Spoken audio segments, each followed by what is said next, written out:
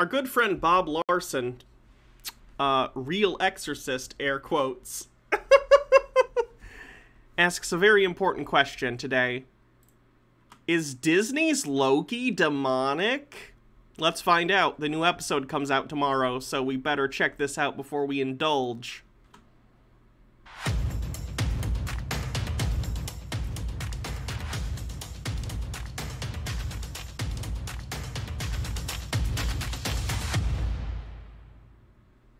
Is it possible to take a lying, murderous demon and cinematically rehabilitate him into a likable rogue who elicits sympathy instead of loathing?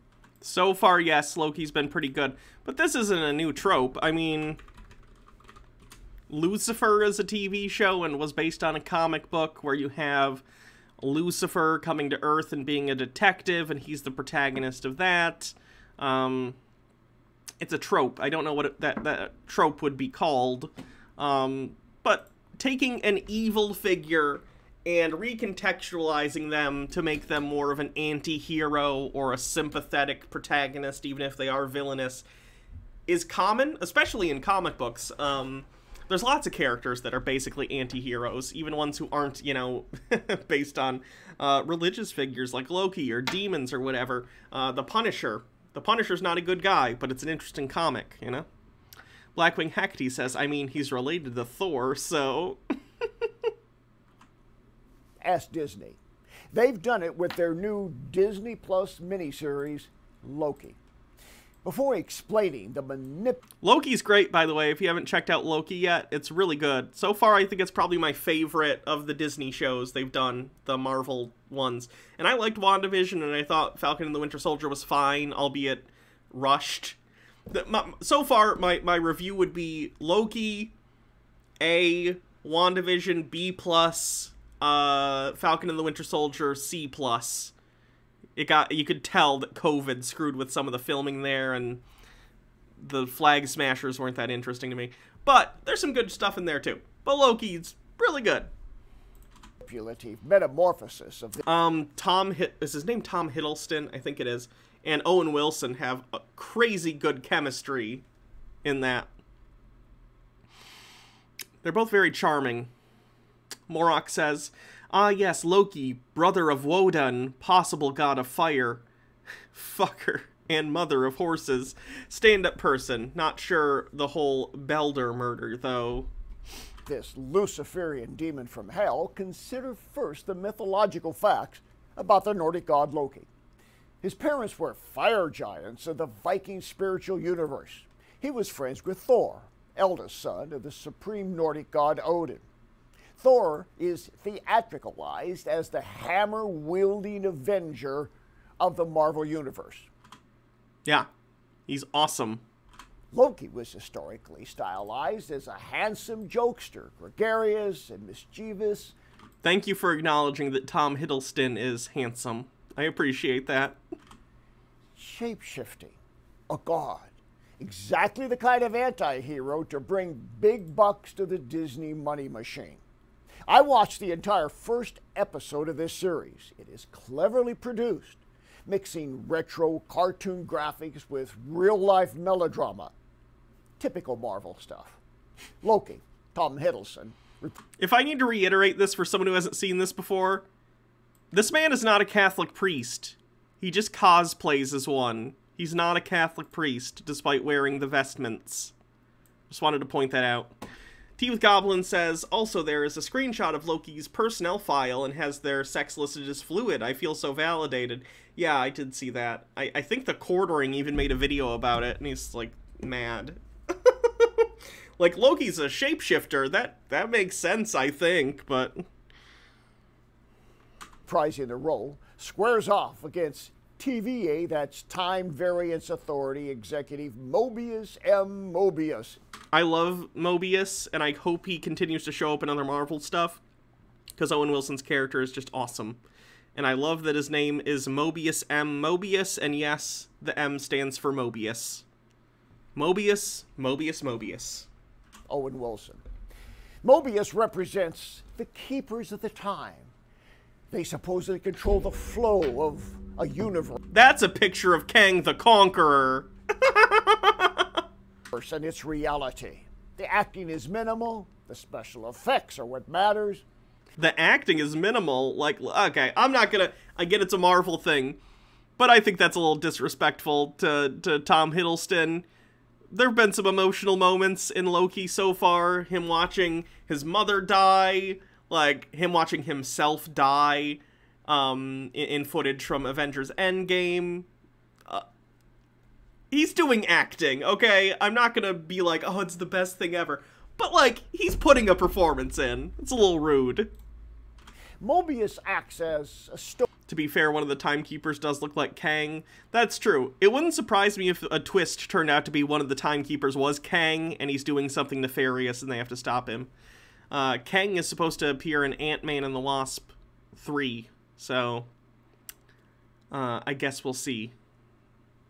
Mike Mack says, Loki becomes a female horse to be, let's say, bred by a male one. It's not that hard to view him as fluid. Yeah, and he had I think he had like a demonic horse baby that Odin rode or something. Stoic bureaucrat.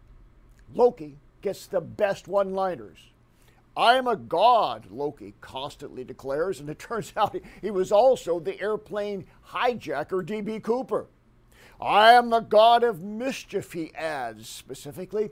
All he wants to do is reclaim his throne, and if that requires innocent bloodshed or deceptive lying, so be it.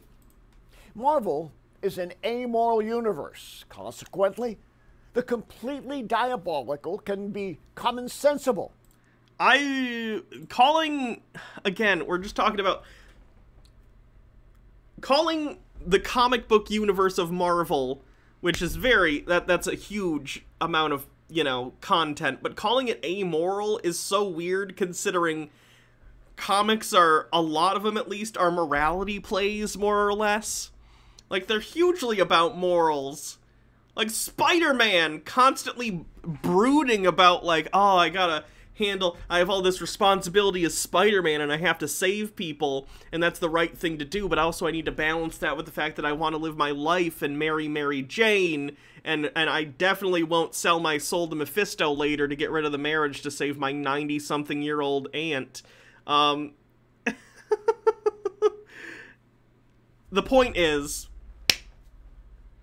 calling Marvel an amoral universe is very strange considering morality is the crux of the conflict in Marvel. They're superheroes.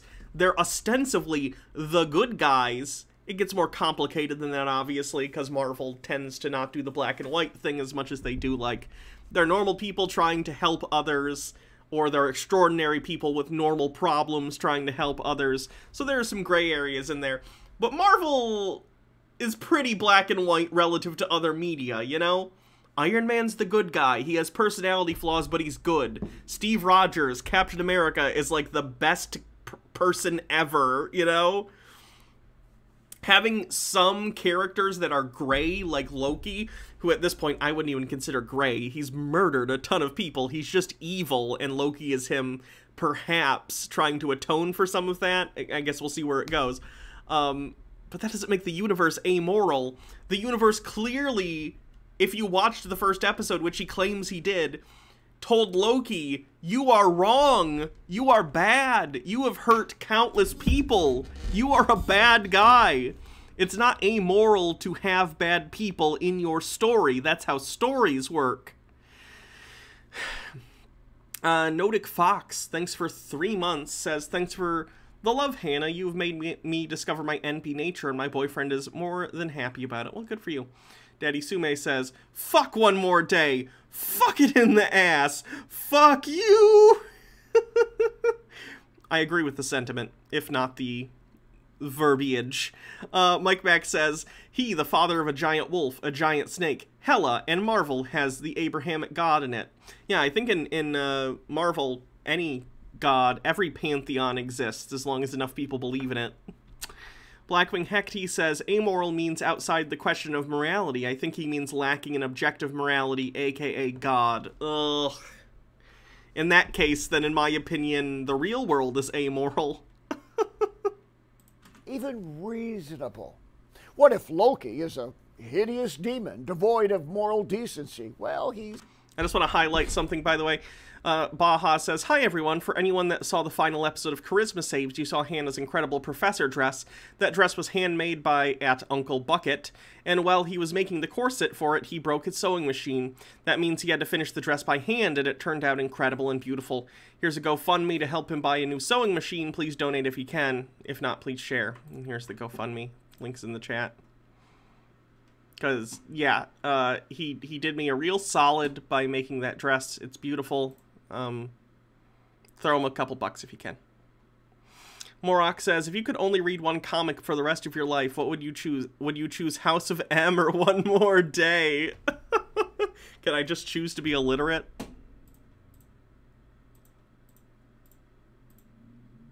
It's him. No more comics.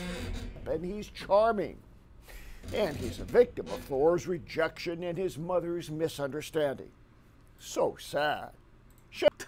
I mean, yeah. Shed a tear for Loki, who only wants the power that is rightfully his. And by the way, remember that Frigga, his adoptive mother, is a very real Jezebel demon in the pantheon of evil.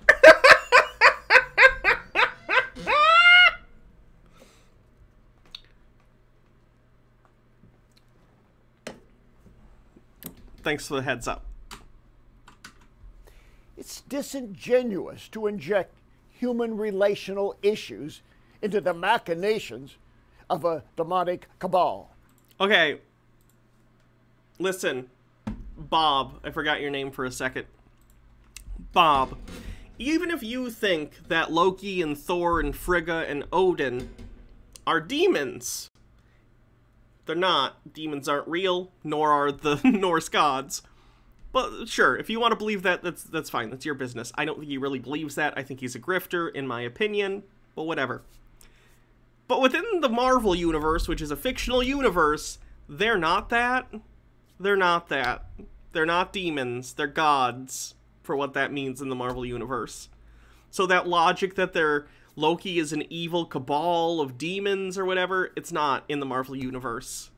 Because that's not how they wrote it. Because it's a fictional series, and in that the writers decide what's going on in the universe and who the characters are. It's a tragic sign where culture is. Where we are now, what a disgusting demon is the star of the show. I don't know if I'd describe Tom Hiddleston as disgusting, but okay. Mike Mack says, "It was me, Jezebel. It was Jezebel all along." For many years and in countless spiritual battles, I've stared down the demon Loki in hundreds of demonized people. I know this demon well, and he's no benign trickster. He ravages those he possesses as one of the most sinister evil spirits in Satan's arsenal. He's also one of the most prevalent demons attacking humanity. He often inhabits the bloodlines of those with Scandinavian and German descent. I like that demons, and he always does this, he associates whatever demon it is to your, like, cultural, racial background. So if it's like, the last time we watched Bob, I think it was someone who had Creole parents, so it was like a voodoo demon. And if they're Scandinavian, it's like a Norse god demon. Demons are super racist, apparently. They will only inhabit the bodies of people whom they are ancestrally related to via culture. Very strange. Sky Comet Fallen says, "Anti-heroes, ever heard of them, Bob?" Just one viewing of him on Disney without proper curse-breaking preparation and bloodline cleansing can lead to spiritual disaster, even demonic possession. At the end of the first episode, Mobius says to Loki, "I can't offer you salvation, but I can offer you something better." Episode 2 will supposedly tell viewers what that something better is. But you can be certain, it isn't eternal life through Jesus. Morok says, "I'm Lakota. Does that mean my demon is a buffalo?" I don't know. I don't know what racist shit Bob would say about it. And freedom from the Loki demon. I think I'll stick with Loki. I don't know. I think Loki's cooler. Daddy Sume says, I'm Irish. My demon would be a potato. He'd probably be way worse than that. He'd be like, it's a leprechaun demon that's inhabiting your boyo.